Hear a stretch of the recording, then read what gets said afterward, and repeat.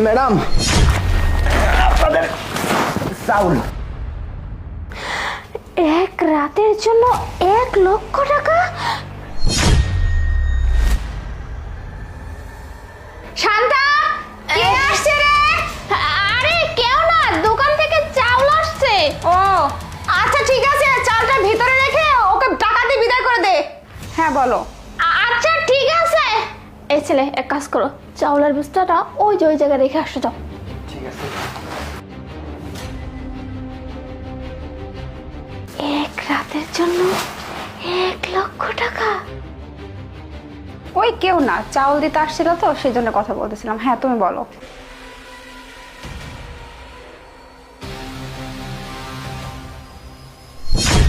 এদিকে আয় বলছি, এখানে লুকো, লুকো এখানে লুকো। আমি যতক্ষণ না বলবো ততক্ষণ এখান থেকে বের হবে না, বুঝতে পারছিস? লুকিয়ে থাক। হ্যাঁ হ্যাঁ ঠিক আছে, আমি এখন আসতেছি, বের হচ্ছি। ওকে শান্তা শোন, আমি একটু বাইরে যাচ্ছি, ঠিক আছে? এ ধর চাবিটা রাখ। তুই যখন কলেজে বের হবি না তখন বাইরে দিয়ে তালাটা লাগিয়ে দিয়ে যাস, ঠিক আছে? আচ্ছা ঠিক আছে আপু, তুমি যাও। আচ্ছা ঠিক আছে।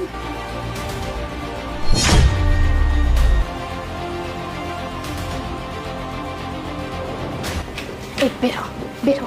এই তুই চাউলের বস্তার মধ্যে কি লিখে রেখেছিস যে এক রাতের জন্য 1,00,000 টাকা?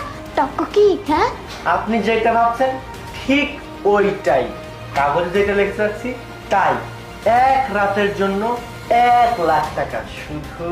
এই চুপ, এই কথা আর একবারও মুখেও আনবি না।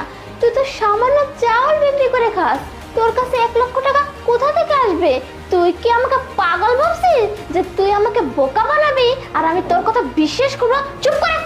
ম্যাডাম, আমি যদিও চাউল বিক্রি করে থাকি না, আমাকে কি দেখে চাউল বিক্রেতা মনে হচ্ছে? 1 মিনিট, আমি আপনাকে প্রমাণ করে দিচ্ছি। এখানে পুরো 50,000 টাকা আছে, বুঝতে পারছেন? তার আগে আপনি বলেন আপনি রাজি কি না।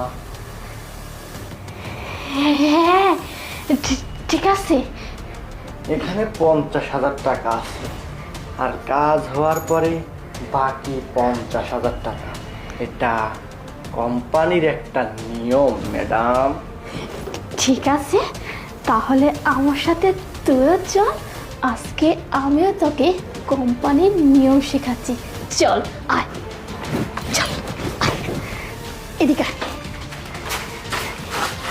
এখানে বস। আরে দাঁড়ান ম্যাডাম, আপনি